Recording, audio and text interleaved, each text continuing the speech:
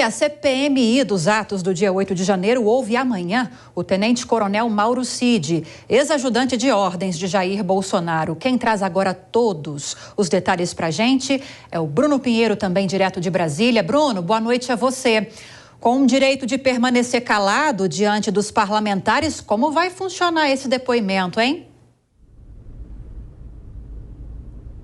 Antes, é importante ressaltar que não é um silêncio absoluto, é somente no que vai auto-incriminar o interrogado. A você uma ótima noite, excelente semana. A quem nos acompanha, sempre uma alegria, uma honra e uma satisfação. Há 70 dias ele se tornou alvo de uma operação da Polícia Federal que inicialmente estava investigando o comprovante de vacinação. Informações que não são verdadeiras, segundo a investigação, e que foram inseridas no comprovante antes de realizar aquela viagem aos Estados Unidos. E durante a investigação, acabaram achando outras informações no aparelho celular de um homem de confiança do ex-presidente da República, que era o seu ajudante de ordens. Só para quem nos acompanha entender, ajudante de ordens é aquele assessor que está sempre ao lado, olhando as informações no aparelho celular, olhando os e-mails, olhando a agenda, enfim. E no aparelho celular, segundo a investigação,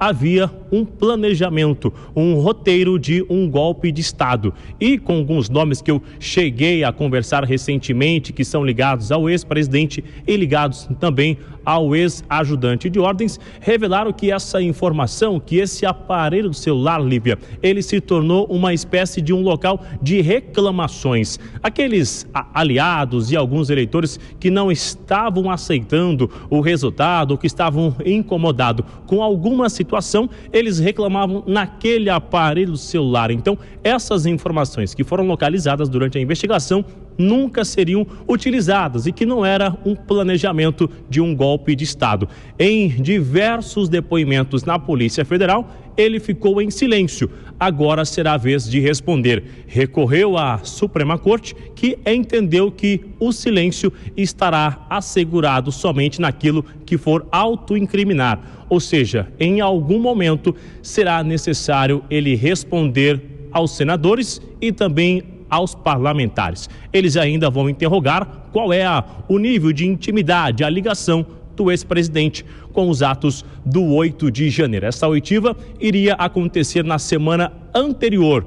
E aí, diante de uma agenda cheia, de um esforço concentrado, isso foi adiado e vai acontecer amanhã aqui na CPMI, que investiga os atos do 8 de janeiro. Pois é, embora Brasília esteja um pouco menos povoada aí no Congresso, digamos assim, todas as expectativas voltadas para essa oitiva prevista para amanhã no Congresso Nacional. Agora, Bruno, ainda sobre a CPMI, quem deve ser ou quem devem ser os próximos convocados?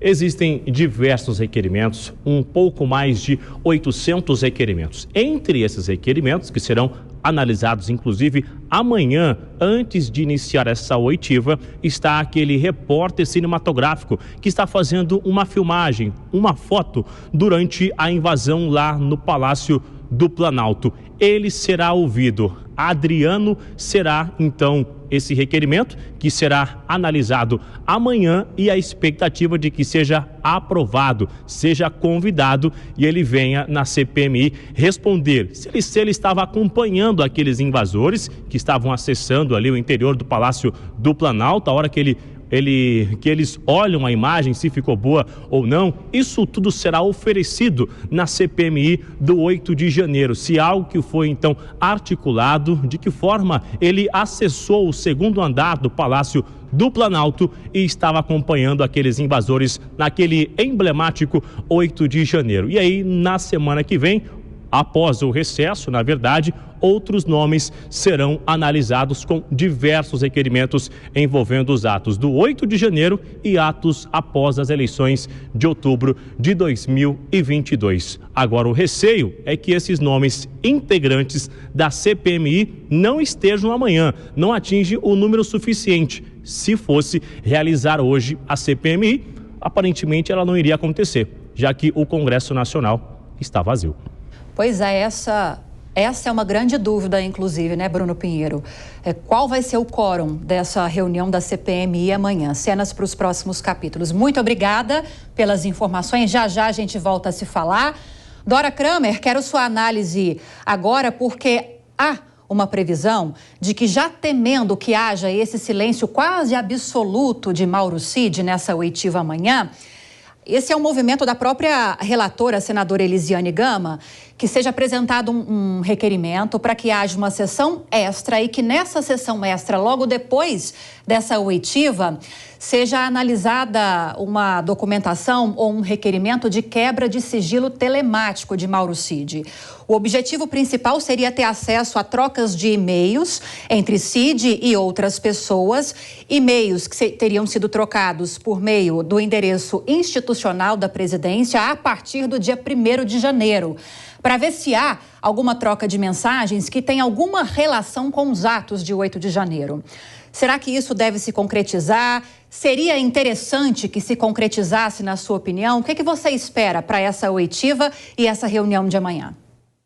Olívia, em matéria de utilidade, essa providência pode ser mais eficaz, pode ser mais produtiva do que o depoimento, né? Porque o depoimento, olha, a minha expectativa, primeiro que eu nem achei que ele fosse acontecer essa semana devido exatamente ao esvaziamento do Congresso, mas tudo bem, a CPI vai se realizar e é aquela coisa, quando o investigado, quando o depoente chega lá com essa proteção, com esse habeas corpus do Supremo Tribunal Federal, a gente já viu o que acontece, quer dizer, ele fica em silêncio, reserva o direito de ficar em silêncio, os parlamentares insistem em fazer as perguntas e fica aquela repetição, porque é muito difícil a gente separar o que ele investigado, considera que o prejudique, ele ou a defesa, a banca de advogados, e o que os parlamentares considerem que seja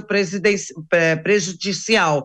Ora, claro que esse juízo é feito pelo investigado, pelo depoente, e se ele considerar que qualquer coisa o prejudique, fica aquela coisa que a gente já viu várias vezes, né? Horas e horas de interminável, me reservo o direito de ficar calado e os parlamentares irritados, perguntando. Eu acho que vai ser isso. Se houver qualquer coisa diferente, para mim será uma surpresa.